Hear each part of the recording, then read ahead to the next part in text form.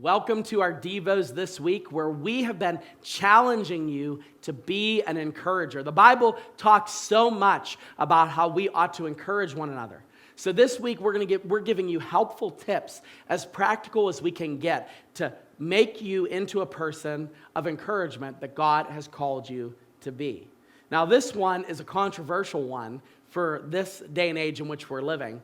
But I want to make a suggestion that the way that you encourage someone is by getting together. Now, I'm going to stop there for a moment because I know that you're thinking, okay, does this mean like we violate COVID-19 and we get together and we do? Look, I'm not even talking about that.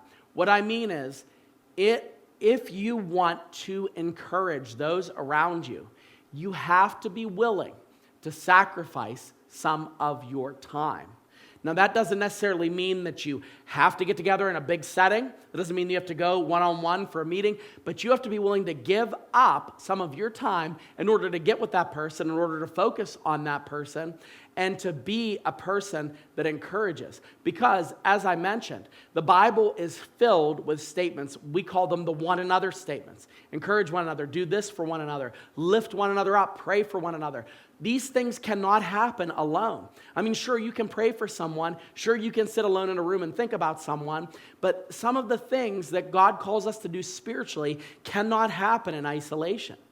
Getting together, whether it be digitally or whether it be physically or whether it be just be a phone call, whatever, is a way that God uses to bring that encouragement to life. In fact, one of the most quoted verses of Scripture all year long, because of the debate of whether or not churches should meet virtually or whether they should meet physically, is in Hebrews chapter 10, verse 25. And he's talking about the assembly of the temple.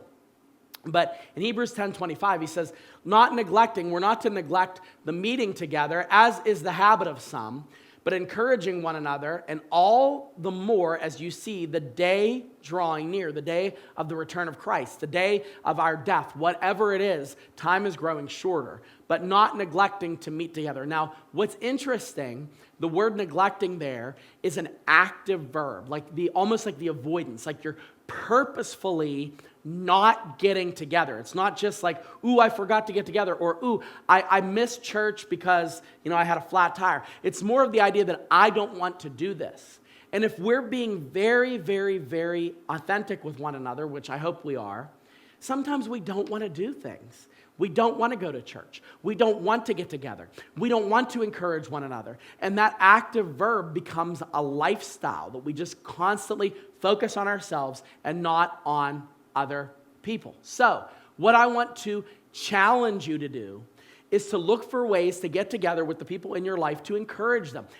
Sometimes just getting together and doing something dumb, like watching a TV show or, having somebody over for a cup of coffee. It doesn't have to be revolutionary, but that's where encouragement happens. In these small, unscripted settings where we are used by God to be the encouragement for the people around us. If you want to encourage people, you have to get out of your own focus and focus instead on the needs of others, like Jesus would have. Think about that and encourage more for the rest of this year than you ever have before.